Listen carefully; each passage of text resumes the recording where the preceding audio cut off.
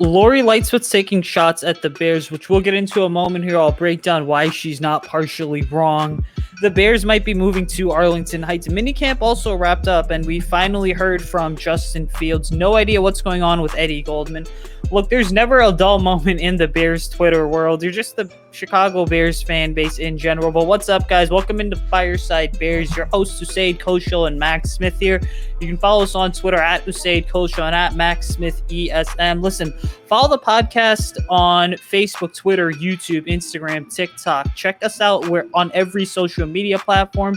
You can find us at Fireside Bears. We're going to bring you everything Chicago Bears, from articles to TikToks to YouTube videos to pretty much anything and everything. But Max, what's going on, man?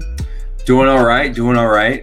It was a busy day today in the world of Chicago sports media. So we're pretty excited about that, from the Bulls all the way to the Bears. And it just seemed like there was an avalanche of stories to talk about today. We had Matt Nagy on the podium. We had Jalen Johnson on the podium. We had Lori Lightfoot on the podium for some reason today out of left field, because we had Todd Phillips out of left field declare that the Chicago Bears put a bid on Arlington Raceway. Big controversy there right now. There's a lot of fans who are upset at this decision. It's not 100% a commitment to moving. Obviously, the Chicago Bears still have a lease agreement with the city of Chicago with Soldier Field until 2033. However, we're potentially looking at the Arlington Heights Bears here in 2034. Lori Lightfoot isn't as worried. She thinks it's just a negotiation tactic. But if this were to happen, would you be upset about it? Would you be angry that the Bears moved to Arlington? I mean, yes and no, because here's the thing. People have to understand, the Bears have played in Soldier Field for about 5 decades now. And one of the big things about Soldier Field is at the time that it was built, the city was not as populated. There wasn't as much going on down there. So naturally, it just made sense, because the Bears had also only been around for about 5 decades at that point. But now you look at it 5 decades later, what's happened is there's more going on down there. The population's increased. You're dealing with a mass level of traffic. So Soldier Field is not the most accessible, but I will say it is the most one of the most aesthetically pleasing stadiums in the NFL.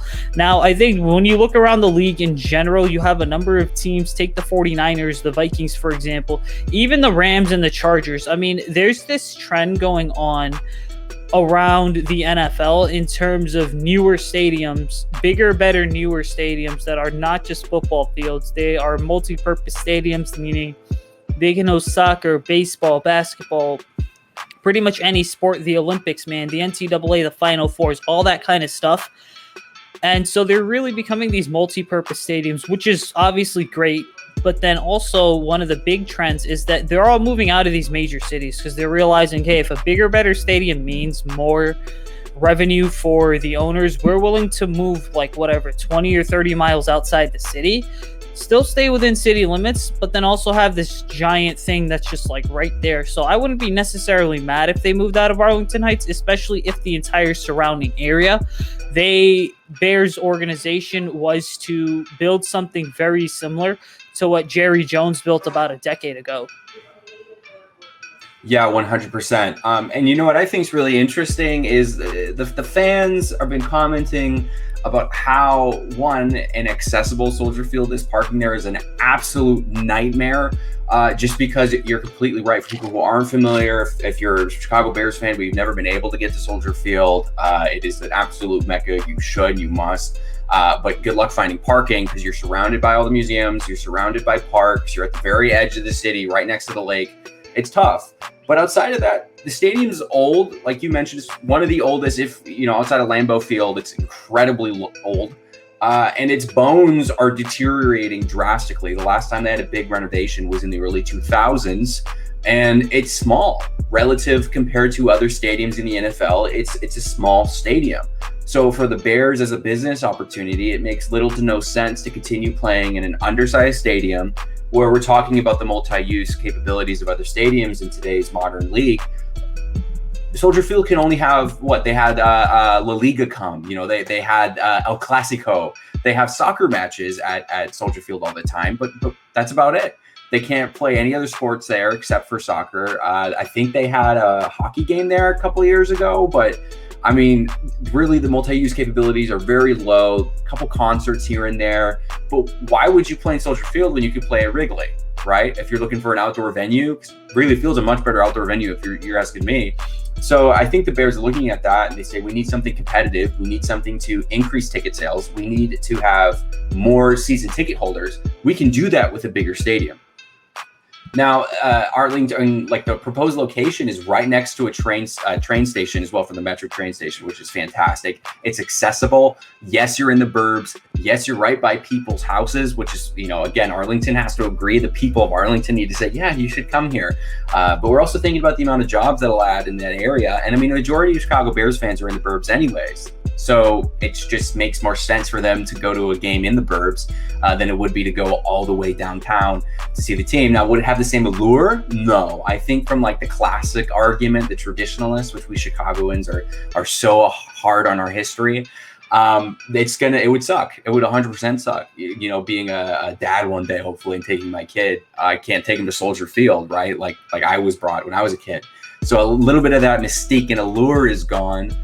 But from the business opportunity, I completely understand why the McCaskies would want to do this. And honestly, this is a conversation we're going to have here pretty soon. Is it makes them a whole lot more alluring to potential buyers for them to sell the team, to say, hey, we procured a new area to build your own brand new stadium. The second you get the team, it can be all yours. You can wipe the slate clean. So I think if anything, this is just negotiating with the city and a potential bait for buyers going, maybe the Chicago Bears are going to be up for sale in a couple of years. Right. And what's weird is because I've been covering the Bears for about 5 years now, and it just seems like every single year around this time, I mean, there's a rumor that something happens, right? In terms of, the Bears are possibly looking to move to Arlington Heights. I mean, the same thing happened right around this time last year. And then all of a sudden, I mean, here we are, and this could very well be a real possibility. But at the same time, you've got people like Lori Lightfoot, current mayor in Chicago. I mean, she released a statement just moments after Ted Phillips and the Bears Twitter account kind of tweeted out that, hey, we've submitted a bid to Arlington Heights. And one of the major things that Lori Lightfoot basically talked about was, hey, the Bears, this is all just a negotiating tactic, and that they're just doing this for like extra attention or like extra noise, let's say. And then also Lori basically said, she's like, well, the Bears need to quit focusing on a new stadium and focus on being relevant past October, as well as beating the Packers. I mean, she's not wrong. Yeah, I think that's a great comment. Whether you like her or not, politically, we're not going to get into that because we're not that type of show. But that's, if there's a way to clap back at a professional sports team, it's, maybe you should be more focused on winning games. And she herself is a proclaimed season ticket holder and a fan of the Bears. So that's kind of a good fan response is, why are you talking about this right now? You should be focusing on other things. But when is there a convenient time to talk about moving your franchise out of its city that it's been in for over 100 years and into a city outside of it? But I mean, like, also, the New York Giants haven't played in the city of New York for well over 50 years. The New York Jets haven't played in the city of New York. The Los Angeles Rams, they don't play in LA. They play in Inglewood. The Dallas Cowboys don't play in Dallas. So, I mean, like, we could go list and name team after team. They don't play in the exact cities that they're named after. So the fact that the Chicago Bears still play in downtown Chicago is probably a part of the allure, but it's not a necessity for teams to have anymore. You don't need to be in that city because guess what? Your market isn't just in the downtown area anymore. It's all over the place. We know that there are Bears fans across the country, and across the world. You don't have to have your stadium centrally located in the metropolitan area. You can have it basically wherever you want, as long as it's close to your market. People are going to come. Guess what? It's a lot easier for somebody in the deep, burbs of Sycamore or out in the farmlands out there to make it to Arlington than it is to make it to downtown Chicago. So I get it from a business perspective. But outside of Lori Lightfoot, outside of the Bears moving, Minicamp went incredibly well, extremely and incredibly together, incredibly well It's really, really, really nice to be a Bears fan for once. And as I wrote in an article today published on Fireside Bears and Empire Sports Media, I said, I can finally look at the Chicago Bears offense and be proud and say, that's mine. Holy cow, Justin Fields has been blowing my mind. What happened today with the bad play in the red zone that Matt Nagy talked about to reporters in media today? Honestly, I tweeted this from the Twitter account, and Justin, I guess there was some sort of miscommunication with the tight ends in the end zone, or I'm sorry, in the red zone, excuse me. And then after practice, he was talking to them, like trying to figure it out. Now that's a major step in the right direction, because essentially what it is this is a guy like a Mitch Trubisky or a Jay Cutler, going as far back as the Jay Cutler years, the Rex Grossmans, the Kyle Ortons, the Cade McCowns, all those guys, they would have straight just been like, yeah, we effed up, it was practice, but you know what, we're gonna go back and watch the film and try and correct it. And so Justin right here, he's leading by example, which is honestly him talking to the tight ends after practice, trying to figure out what the hell went wrong. People are going to take it one of two ways. The first way they're going to take it is, oh, well, he's the quarterback, so he's supposed to be doing that. But the other real way to look at it is that this is what true leaders do. True leaders try to figure it out then and there, because Justin realizes and knows that what you do in May and June at these OTAs and these mini camps, it's going to kind of set the stage for when you start going full speed ahead in mid-July or late July, for training camp. And then what will happen is that you want to get to the season and you want to be able to execute at a high level. So really, when Justin Fields is doing this, it's not just his leadership on display. I mean, it's legitimately a breath of fresh air that is really foreign to Bears fans and those of us that cover the team. Yeah, 100%. Like Nagy said, while he was answering reporters, he looked outside of the window and he saw Justin speaking to the tight ends and tight end coaches. Whenever you make a mistake in any point, in professional sports, it's really easy to just say, well, I'll get back to you later. It's kind of the cop out. But even in college, specifically, if you look at his worst game of his last season was against Indiana, where he threw about, I think it was 3 interceptions. He recounted to reporters exactly why he threw those interceptions. And his quote today was fantastic. He's like, once I make a mistake, 99% of the time, it will never happen again. Because how do you learn? You fail forward. And I think that's really important in the league is you can fail as many times as possible. Like Mitch Trubisky did. He failed as many times as he possibly could. But he never seemed to really learn from those failures. And he never really seemed to tell reporters that he was learning from those failures. He was just kind of asking for more time and more forgiveness. Justin didn't ask for any forgiveness. He immediately took credit and said, yeah, I messed up. Here's exactly why I messed up. And it's not going to happen again. 99% of my failures turn into successes. So like, that's the exact mindset that you hope. And honestly, that's a winning mindset. And I'm telling you, man, I think that there's a bug going around in the locker room, because the way that some of these players are talking, the way that some of them are smiling, the fact that everyone is there except for Eddie Goldman, which we're about to jump into in a bit, it tells me that one, Matt Nagy has this locker room in his hand right now. Everybody's bought into this mission. And two, I wonder how much it has to do with bringing in talent like Justin Fields. Bringing in that young, energetic guy who's had a ton of persona, like we said in the podcast and the episodes before. He's been hanging out with everybody. He's really involved in the community. This locker room is energized. They're excited. They're happy. They're ready to get playing. And unfortunately, Eddie Goldman isn't there. There's rumors about potential retirement now after we brought in another nose tackle free agent. So now that's 3 since Eddie Goldman has yet to return. What's going on there? If you listen to Matt Nagy on Wednesday, right, what had happened is there were a couple of reporters who continuously asked him all about what the hell's going on with Eddie Goldman. And what's weird is if you flash back to both phases of OTAs here at the beginning of June, what had happened is that none of the defensive starters besides Roquan Smith were there. That means that Eddie Goldman might have been in the building, but he wasn't out there practicing. And then all of a sudden we officially get word, yeah, Eddie's around Hallis Hall, but he's not out there with the rest of the defense. He doesn't have any of the shorts. He's not practicing basically. I really think what's going on is that there's something bigger behind the scenes that the team's not willing to disclose. Because if you listen to Wednesday's presser, Matt Nagy, every single question that was asked about Eddie Goldman, he straight up was just like, hey, listen, he didn't directly say this, but Nagy was basically dodging all the questions. He's like, look, we're not going to get into detail about any of this. This is where that's at. We're working closely with Eddie, but that's the end of it.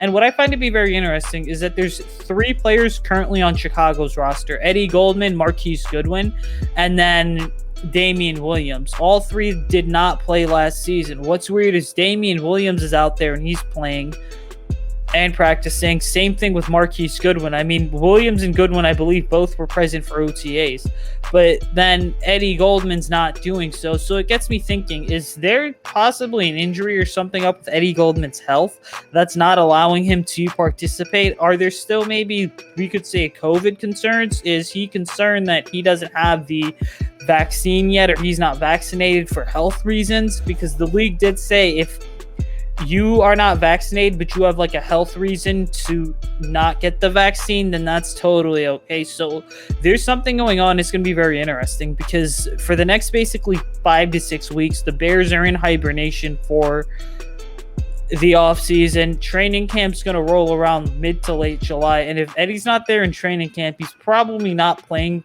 at all in 2021. So anything can happen between now and late July when they report. But it's not looking good if you're the Bears because your run defense was so bad last year. Yeah, I think you're completely right on that injury thing. That was exactly what's going through my head, is maybe there's something we don't know about. And if memory calls correctly, he was pretty secretive about why he didn't play in the 2020 season, why he decided to opt out with the COVID protocol. We didn't really get a solid answer why. We were just, he's not playing. So whatever, for some reason, whatever has to do with Eddie Goldman, I mean, it's House Hall, so they're always pretty lock and key. But specifically for Eddie Goldman, for some reason, it's really, we're not allowed to know, which is rough because of how much of a breakout year he had in 2018. And how much of it just a dynamic duo that was in the front 4 with him and Akeem Hicks. So moving forward, we heard from Matt Nagy today that Bilal Nichols hurt his toe and he has a toe injury. Hopefully that doesn't turn into a Robert Quinn scenario where he had a toe issue for the entire season that was just destroying his ability to play. Current reports are he's feeling much better. He's doing a lot better. Game against New Orleans in the playoffs, he performed the best of his season last year. So obviously he was feeling better at the end of the season. Do we have reason to be concerned at the nose tackle position for the first time in Chicago in a good amount of years? If Bilal Nichols, who is the backup to Eddie Goldman, isn't able to perform to his snuff, we have an aging Akeem Hicks. Who do we bring in? We drafted Kyrus Tonga. We signed Blackman, but where do we go from there? And I know we just signed him like an hour before recording this. We brought in a former Chiefs defensive tackle through OTAs. What are we going to do? I think that's a question that's going to be asked the next couple of weeks. That's going to be constantly brought up. You're going to see a lot of headlines about what's going on with the nose tackle position because it really is a stalwart, specifically in a Vic Fangio style defense. Is if we're not going to be constantly bringing as much pressure, that nose tackle needs to be good because it needs to stop the run, number one, but 2, it needs to at least take out 2 linemen so that if we do ever bring some heat, it'll get right to the quarterback. So I think that's an incredibly important point, and I think that's something that fans need to be looking out for. Well, I think when you look at the defensive line depth chart, I mean, there's a couple things to acknowledge. Number one, the Bears lost a lot of talent this year because they lost Roy Robertson, Harrison, Brent Urban. That's a lot of depth that's out the window. And then they lost Jay Rodgers, too, who was the defensive line coach under Vic Fangio for so many years, a guy that got the most out of all of his players. I mean, so losing those 3 pieces really hurt, but just looking, I mean, if Eddie Goldman's not back, what are you going to do? You're going to rely on Mike Pennell and the rookie Kyrus Tonga to potentially hold the fort down. Are you going to experiment with possibly playing Bilal Nichols inside? Because then what that would do, because Nichols did play defensive tackle in college, but he's played defensive end. You can't move Akeem Hicks inside. That just does not make sense at all, because then you're kind of making Khalil Mack less effective, because the whole point of having Khalil Mack and Akeem Hicks on the same side of the defense is for Hicks to eat up those double teams, which then frees up Khalil Mack to get to the quarterback. But then you have guys like Angelo Blackson and Mario Edwards Jr., both guys that have been rotational players. ultimately, it's one of those situations where if Eddie Goldman's not back, we saw last year how bad the Bears' run defense was, but if he's not back, it's going to start to affect just how good Chicago's pass rush can possibly be. And also how the middle linebackers, Danny Trevathan and Roquan Smith, play, because it makes them less Goldman's absence makes them less expendable too. Because when you have your big defensive lineman in a 3-4, and I know you know this, Max, 3-4 defensive linemen are traditionally bigger. They're between like 290 to about 330 pounds. They basically have to eat up two gaps on the offensive line, which is usually the A gap, the B gap, or the A or B gap between the guards and the tackles. And then what happens is that then in today's NFL allows your linebackers to basically flow freely. That's why off-ball linebackers are becoming more like Roquan Smith and Tremaine Edmonds and Devin White. They're becoming more and more valuable because when your defensive linemen are eating up those big gaps, those speedy off-ball guys can just flow around freely and make plays however they want to. Whereas just 15 years ago, that was never the case. Yeah, 100%. Absolutely. So, I mean, we have a lot of questions to ask here moving forward. And like I said, like you said, it's looking like we're going to have that 3-4 scenario with Sean Desai's defense. And he's much less aggressive on the line than Chuck Pagano was. And without Jay Rogers, who knows what the scenario is looking like. So if there is one question of concern, again, like I said, for the first time in a long time for the Chicago Bears, it's going to be what's going on with our defensive line, even though we do have some big name talent. So with that, is there anything else on the top of your head that you want to discuss about minicamps? I think we just about covered it all on today's episode. Honestly, that's about it from my end. I will say, like, Allen Robinson was asked questions about the status of a possible new deal, and it's been the same Allen Robinson answer every single time, just in terms of, hey, listen, there's no new updates. I'm not focused on that right now. And I think that sitting here about 28 days away from the franchise tag deadline, from that July, I think it's the July 15th deadline, otherwise he's playing 2021 on the franchise tag. You know what? I seriously doubt anything's going to get done. But there was also the Morgan Moses report that came out that Moses could sign with the Jets. I think if that happens, man, you know what? You go out and you immediately take a look at Mitchell Schwartz, who would be an upgrade over Jermaine Ifedi, although Schwartz is in his early 30s. But you know what? When he's healthy, he would probably be the second best offensive lineman on the Bears. Yeah, Mitchell Schwartz is a fantastic run lineman. Of course, there's some injury concerns. It's the reason why he hasn't been picked up yet. He hurt his Achilles, I believe. If I'm wrong, he at least had some sort of injury that put him out for a while. And that's why he's not picked up at the moment. But I'm more of a Russell Kuhn guy. I think if there's somebody that's going to help bolster our passing game, I think that's what we need at the moment. I think Tevin Jenkins is a much better run blocker than he is a pass blocker, and I think that's kind of why he was brought on. So I'm looking into the future. I think we need to bring in some more pass blocking talent, but whatever the Bears decide, they're both solid options that will both perform incredibly well, pending they stay healthy. And they're both a little older, so they're not long-term solutions. They're definite stopgaps. But again, we also have more draft capital, not as much as we did, but we got Justin Fields out of it. So who's complaining? Yeah, it's going to be an interesting next couple of weeks, man, because the Bears are going to be making rounds, obviously, with Justin Fields, but then also just with the Eddie Goldman situation, with the uncertainty at the right tackle spot. Because, yeah, the Bears have Jermaine Ifedi, but if that doesn't work out and you can't get Morgan Moses, then you're either rolling into camp with Ifedi at right tackle, or you're going to go out and you're going to sign a guy like Mitchell Schwartz and hope that some guy gets cut a week before the season, possibly bring him in. But it's all just so much to monitor right now. It's kind of taking away from like a lot of the more relevant things that we're going to continue to focus on here at Fireside Bears, but it's still fun to monitor nonetheless. Absolutely. All right, guys, so that is going to do it from us this week. So listen, make sure you're following myself and Max on Twitter at Usayd Koshal, at Max Smith ESM. Check out Fireside Bears, guys. We're on every single social media platform, from Twitter, Facebook, YouTube, Instagram to TikTok, at Fireside Bears. really, the social media accounts are growing. Tweet at us, come at us in the tweets, guys, in the DMs. DM us if you have any questions, concerns, comments that you want to make. Make sure you like, subscribe, and rate our podcast as well as our YouTube channel 5 stars. That's going to do it from us, guys. We'll catch you next time.